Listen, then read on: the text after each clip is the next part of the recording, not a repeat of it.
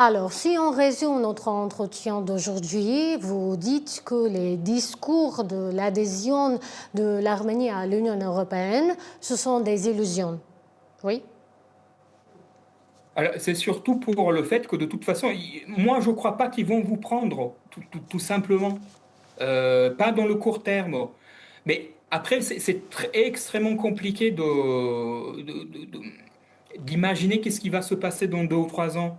Est-ce que vous vous imaginiez, vous, en 2019, ce qui allait se passer en 2020 et en 2022? C'était impossible sauf si on est un peu dans soit des voyants, soit des analyses particulièrement subtiles. Chose que je ne crois pas beaucoup, mais personne n'allait imaginer ce qui allait se passer en 2020 et en 2022 non plus. La Exactement. Russie voulait renverser le gouvernement d'Ukraine et c'est tout. Il n'est pas arrivé à renverser le gouvernement de l'Ukraine.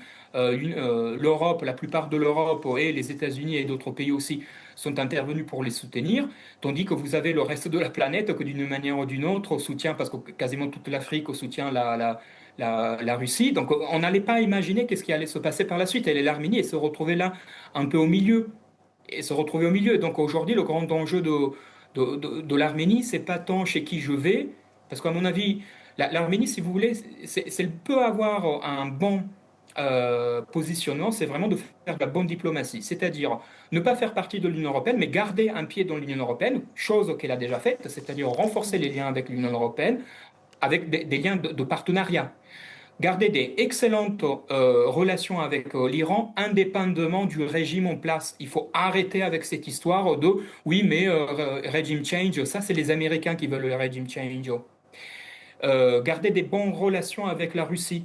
S'il y a à garder les bases militaires russes en Arménie, essayez de faire de la bonne diplomatie. Qu'est-ce que vous préférez, avoir des bases militaires russes en Arménie ou avoir des bases de l'OTAN avec des Turcs? À un moment donné, il faut choisir aussi. Et essayer, effectivement, à un moment donné, c'est malheureux à dire, mais en 2020 et en 2021, pardon, en 2023, la guerre, vous l'avez perdue. La guerre a été perdue.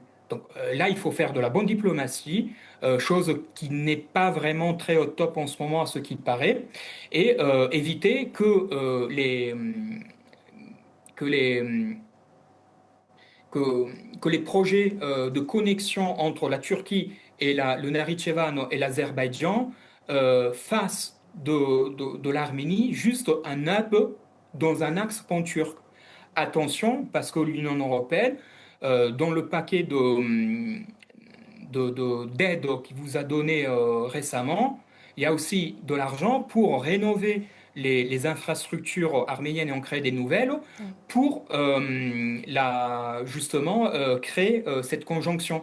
L'Union européenne aimerait bien avoir accès à l'Asie centrale à travers elle est là, elle est obligée, à travers la Turquie et le Caucase. Et il y a qui au milieu, comme d'habitude depuis 3000 ans, mais c'est l'Arménie. Et l'Union européenne ne veut pas passer par l'Iran pour tout un tas de raisons dont on est au courant. Il ne veut pas passer par les Russes pour les raisons dont on est au courant. Et c'est surtout les Américains qui ne veulent pas ça.